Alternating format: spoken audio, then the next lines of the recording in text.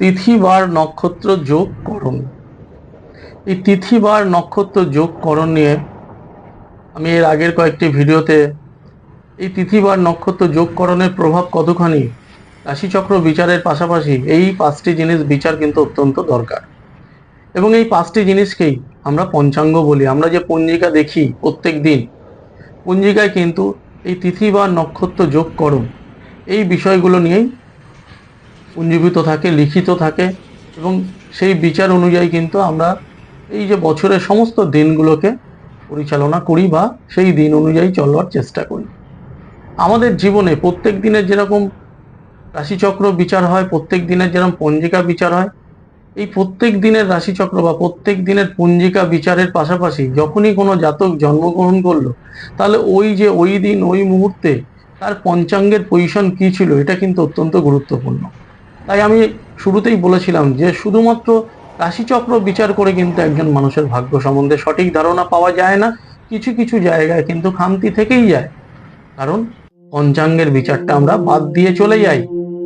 তিথি বার নক্ষত্র যোগকরণ, এই যে 5 রকম জিনিস আমাদের, এই জন্য পঞ্চাঙ্গের ব্যাপারগুলো কিন্তু আমরা যখনই কোনো কারো ছক তৈরি করি বা কারো হরস্কোপ তৈরি করি, সেখানে কিন্তু উল্লেখ থাকে কি বারে জন্মেছি, কোন তিথিতে জন্মেছি, কোন নক্ষত্রে জন্মেছি, ওই সময় করণ কি ছিল, যোগ কি ছিল, এগুলো কিন্তু আমরা সেখানে লিখি। কিন্তু তার প্রভাবে আমাদের জীবনে কি হতে পারে সেটাকে সেভাবে ততটা গুরুত্ব দিই না।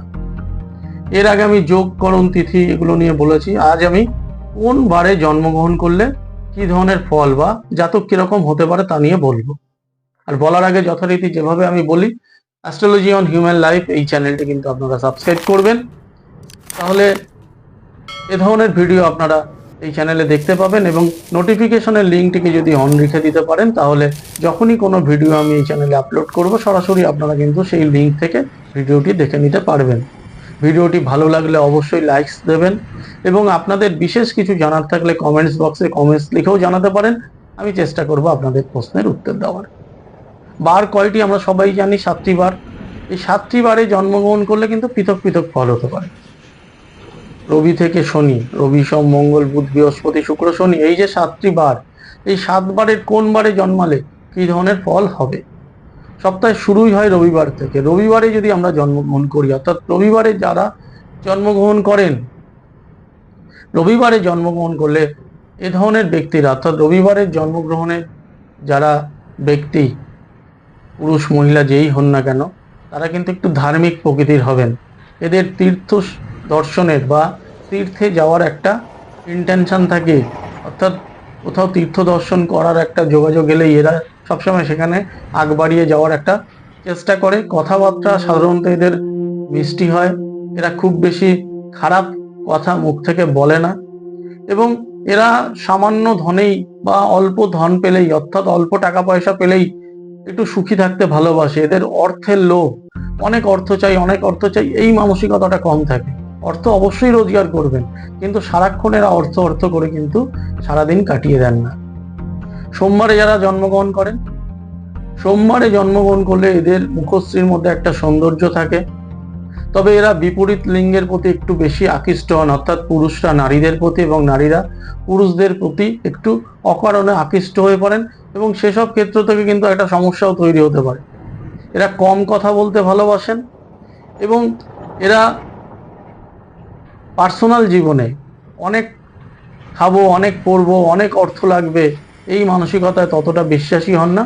তবে ওই একটা দুর্বলতা এদের থাকে, সেটা হচ্ছে নারী পুরুষ সংক্রান্ত একটা সমস্যা এরা পড়ে যেতে পারেন। যদি মঙ্গলবারে জন্ম হয়, যারা মঙ্গলবারে জন্ম হয়, মঙ্গলবারের ব্যক্তিদের মধ্যে একটা সাহস ব্যাপারটা বেশি থাকে। এরা খুব সহজে যে কোনো জিনিসকে আয়ত্ত করার একটা যে প্রবণতা বা শিখে নেওয়ার প্রবণতা এদের মধ্যে থাকে। এরা সহজে ভয় পান না, যে কোনো ব্যাপারে এগিয়ে যেতে পারেন। একটু রেগে যাওয়ার প্রবণতা বেশি থাকে, সহজেই এরা অল্প ব্যাপারে এরা রেগে যান, সামান্য ব্যাপারে এদের একটুখানি রাগ করতে দেখা যায়। এরা যদি হার্ডওয়ার্ক করেন, অর্থাৎ এরা চাকরি করার থেকে যদি হার্ডওয়ার্ক করে, অর্থাৎ স্বাধীন কোনো জীবিকায় যুক্ত থাকেন, তাহলে মঙ্গলবারের জাতক জাতিকারা অনেক বেশি সফল হন। বুধবারে যাদের জন্ম হয়, বুধবার মানেই হচ্ছে বুধের মধ্যে থেকে কিন্তু আসে একটা সজীবতা। বুধ হচ্ছে আমাদের জীবনের একটা সজীব এবং সতেজতা তৈরি করে। তাই বুধবারের যারা জন্মগ্রহণ করেন, বুধবারের জাতক জাতিকাদের মধ্যে এই সজীবতা, একটা ফ্রেশনেস, একটা সবসময় একটা চনমনে ভাব, এই জিনিসগুলো কিন্তু কাজ করে। এরা পড়াশোনার ক্ষেত্রে যদি একটুখানি বেশি এফোর্ট দিতে পারেন, পড়াশোনায় এরা অত্যন্ত ভালো ফল পান। এর পাশাপাশি ক্রিয়েটিভ বিষয়গুলোতেও যদি এরা মন দিতে পারেন, সেই সব ক্ষেত্র থেকে কিন্তু সুফল পান।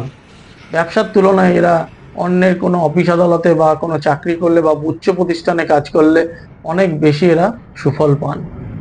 যারা বৃহস্পতিবারে জন্মগ্রহণ করেন, বৃহস্পতিবারে জন্মগ্রহণ করলে এদের যে কোনো শাস্ত্র, যে কোনো পুঁথি বা বিদ্যা, যে কোনো বিষয়ে এরা একটা আগ্রহ তৈরি করেন যে এইসব ব্যাপারগুলোকে আমায় শিখতে হবে, জানতে হবে। এরা অত্যন্ত উচ্চাকাঙ্ক্ষী হন, তবে এদের উচ্চাকাঙ্ক্ষাটাকে বাইরে থেকে বোঝা যায় না। এরা অনেক উপরে ওঠার চেষ্টা করেন। কিছু কিছু ক্ষেত্রে এদের মধ্যে একটা স্বার্থপরতাও কাজ করে, অর্থাৎ আমি শুধু আমার জন্য ভাববো, বেশি অন্যের জন্য ভেবে লাভ নেই, এই জিনিসগুলো থাকে।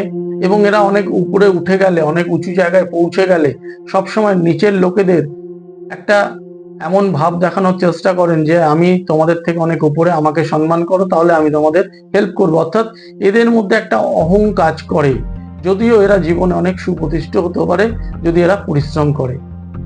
শুক্রবারে যাদের জন্ম হয়, শুক্রবারে যাদের জন্ম হয় তারা বলা হয় যে শুক্রবারে জন্মগ্রহণ করলে আয়ু একটু বেশি হয় এদের। অর্থাৎ শুক্রবারে জন্মগ্রহণ করলে দীর্ঘজীবী হওয়ার বা অন্যান্য বারে জন্মগ্রহণ করলে যতটা আয়ু হয়, দেখা যায় যে শুক্রবারে জন্মগ্রহণ করলে তাদের কিন্তু একটা লাইফ টাইমটা অনেকটা বেশি থাকে। এরা সব ব্যাপারে একটু যুক্তিবাদী হয়, যুক্তি ছাড়া এরা অন্য কিছু বিশ্বাস করতে চায় না। পুরুষ ব্যক্তিরা সহজেই নারীদের মন জয় করতে পারেন বা নারীরা সহজেই পুরুষদের জয় করতে পারেন। তবে এদের মধ্যে সবসময় একটা কুটিলতা, সন্দেহবাদিকতা কাজ করে।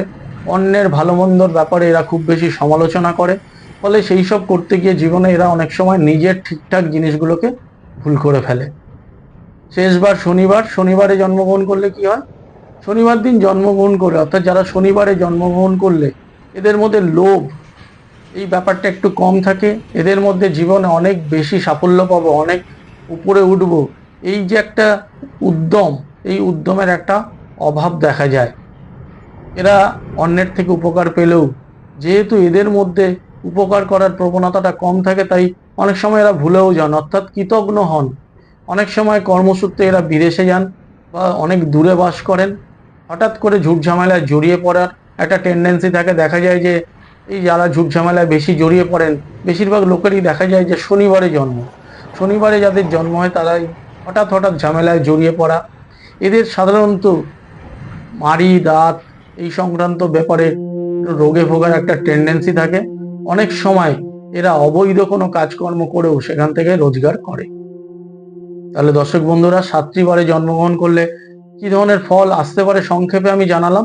এর পাশাপাশি আপনারা নিজেদের রাশিচক্র বিচার করবেন এবং আপনি কিবারে জন্মগ্রহণ করেছেন তার এফেক্টটা ওই রাশিচক্রের ওপর কিভাবে কাজ করবে সেটিকে যদি পাঞ্চ করে নিয়ে আপনারা নিজের রাশিচক্রটিকে বিচার করেন, অনেক বেশি সুফল আপনারা পেতে পারেন। পরবর্তী ভিডিওতে পঞ্চাঙ্গের অন্য কোনো বিষয় নিয়ে আলোচনায় আসবো। আজকের মতো এখানেই শেষ করলাম। নমস্কার।